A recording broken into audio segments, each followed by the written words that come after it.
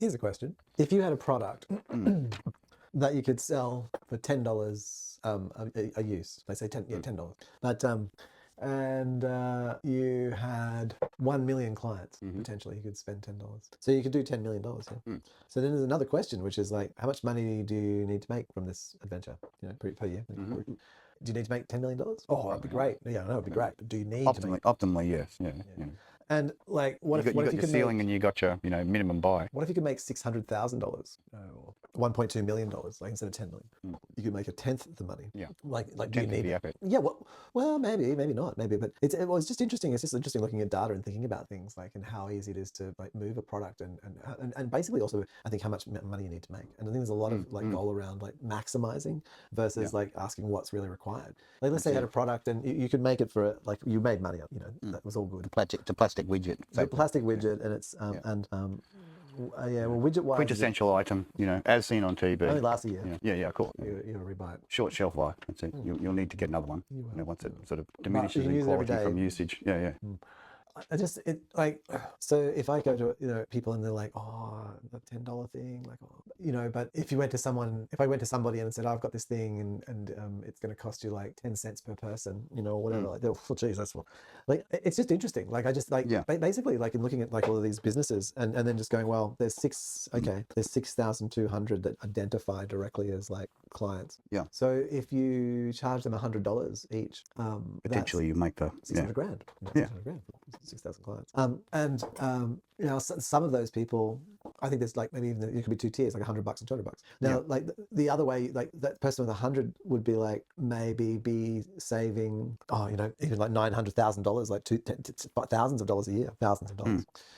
Like something that was $200 was maybe like $5,000 instead. Like so, that's something like $4,800, like massive savings. Yeah. And so you're like, in terms of like a competitor going, oh well, I want to make all this money, but you go, well, I only need to make this money. Like imagine opening like a pub. Only covering what your cost and your, obviously what you want to make. Yeah, whatever that might mean. Yeah, like imagine opening a pub and instead of trying to like maximize the amount, you were like, well, I reckon we'll get like our expenses are like this much, 10,000 a week, and we'll have 1,000 customers and that basically burnt every bit of alcohol we got there because it's at reduced rates than the other pub down the road. Yeah, you could just be charging like a way cheaper price, basically. And then inadvertently you'll just make more money, wouldn't you? Overall, yeah. Yep. And because you're being encouraging your clientele by having a cheaper product. That's right. So really, what kills a facility or a provider is value for money. Value, especially these days. Well, it does, and oh wow, that person's lips. They're all animated. But it's an interesting thing. Like, okay, like if I go into a place and you're like, okay, I got this really good thing, and I teach you all how to use it and stuff like that. It's gonna cost like $10 a seat, and I got 500 students. It's only once a year you can use it. And then you go and you go, well, it's $200. Like they don't even have to think about it. Like they just go, oh, bam. We don't even need to get approval for $200. No, that's right. It's well within the budget. Boom, done. Great. So you go from this whole like complicated sell to like, oh, it's petty cash. Pretty much. And then, but you've got enough clients that equals one, somewhere between, like maybe like $1 million. Yeah. Because you just made it cheap. Yeah, exactly. And by being more affordable, then a lot more people can play, not just people who can afford that. Is way shorter. Don't. Book us in. I think there's this thing of like marrying, like looking at like what you need, and then the market that you have that's addressable, and then matching, like seeing what the value you can give to them at a point, as opposed to what the market will bear. Like who cares if you can sell a house for $2 million? Like if what it's worth and what you can value, like functionally as, like much less than that, then just sell it, like crash the market. Look at that price. That's it. Yeah, and you'll turn things over a lot quicker. Yeah. And the expectation, like if you sell somebody $1,000 or $5,000 product, $10,000, $100,000 product, man, they're gonna have like questions. They're like, if it doesn't work, you sell someone $100 product, they're like, oh, I feel embarrassed calling them. Surely we can work this out. Like you know what I mean? I think like there's a level of where you've shown the value. It's not like just making cheap products means you won't get support calls. No. Rather that you've got to have a high value product that you sell at a lower price, so that they've got such a deal that if something isn't quite working, they'll forgive it. Yeah. They're tending to be more forgiving rather than critical of it. Yeah, that's right. No, that'd work. Yeah, I think so. But people are greedy. That's the problem side. People just get, let's get milk the max value out of it. And through their greed, all that happens is that, the client gets to realize it, and they're like, oh, look, I paid $10 for this, but it's crap. I've used it a few times, and okay, it might have been okay if it was only fucking $2. You know what I mean? I would have let the whatever little imperfections or the issues with it slide if it was only $2, because it's only $2. Yeah. Yeah. and you do, and you just do. Yeah, of course. You're like, oh, don't worry about it. Fucking like, Yeah. the $2, receipt for this, whatever. like I just can't. Yeah, even, like, I'm not coming back if it doesn't. I'll throw it in the bin. Yeah, yeah, I think this is really interesting. Like, I think of like It'll serve its purpose for the X amount of time that it is currently desirable to me as the yeah, thing. well, also like if you're like an organization, and let's say you've got like 100 people working in your organization, and this thing is $10 a head, so it's $1,000, and you go, well, it's $100 for you. And so you're now paying $1 a head. Yeah. I think like even if you didn't use it, it wouldn't matter. It's like, oh. True. And if you used it once, you've already exceeded the value like so far. Correct. Yeah. As long as you can make like you can figure out yourself as the purveyor of product, like how that you do make enough bank. You need to make this much. And then that's fine. Like I think it's quite liberating. Yeah.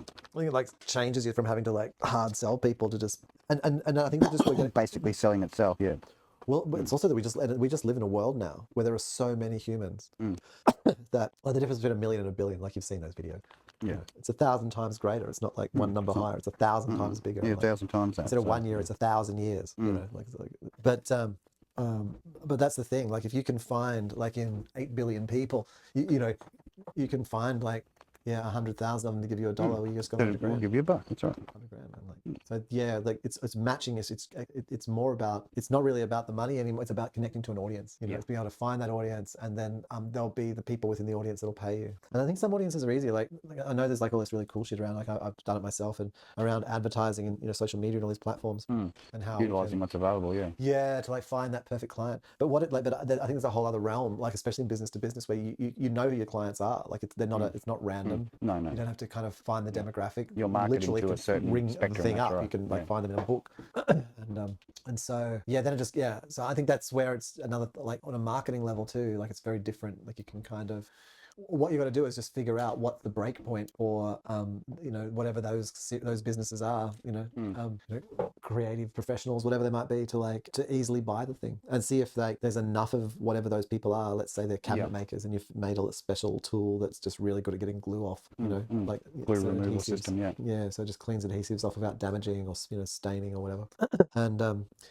And yeah, I mean, I've worked at the businesses like insulation and stuff, like where you're going around and you've got to have all this evidence and proving like, show proof, the stuff, and it's just like I just use the thing. But I think that's the other, like there's this other thing there, and even in those ones, we didn't like when we were pricing like the cost of like the roll of insulation, we were looking at the manufacturing cost and then the shipping cost and another price.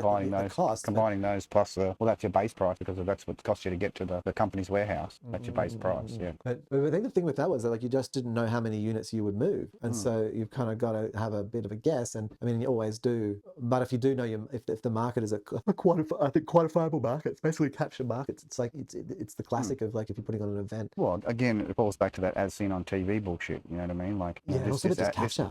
Not just seen on TV, but like where here's a classic. Like okay, you put on an event. Let's say you put on like a dance event. Yeah. And then you have to try and sell tickets. So you got to try and find the people out there on Facebook or whatever that like dance and do this targeting. Say, it's not too. Try and convince them it's not too expensive and it's going to be a worthwhile experience and list all the artists and Yeah, I mean it's a lot of undertaking, but if your business, if the client is not that, but if you have that, you put on a dance event and you work with a local dance school and you make sure that they're in the performance, you immediately have an audience of like 100 people, and then you can sell a few extra tickets because they're a forced audience. They can't escape. Like they want to go and see show up.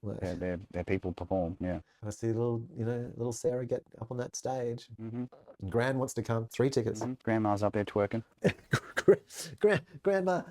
Grandma's got the but they're forced audiences and businesses in a context like let's say if you were dealing with and you had a really good adhesive remover for cabinet makers, then you could go online and find out how many cabinet makers there are and how many jobs they do, like what the sort of the volume is, maybe like do a bit of a survey based on scale. You can sort of figure out something. They've got like 10 figure out what products your opposition obviously that are doing the similar thing.